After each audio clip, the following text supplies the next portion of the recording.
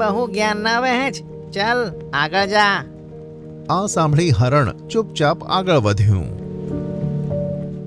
હવે તેણે એક બીજું દ્રશ્ય જોયું.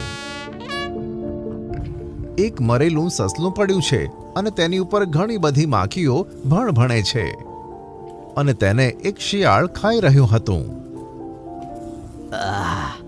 મજા આવી ગઈ. ચલો, પેટ તો ભરાઈ ગયું. હવે એવું કરું છું અને કાલે આવીને ખાઈશ. આમ કહી શિયાળ ત્યાંથી ભાગી ગયું.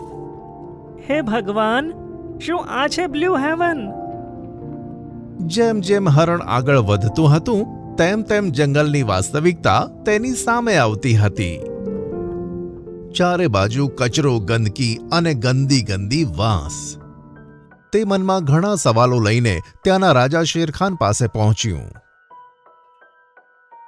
હા, ખબર છે.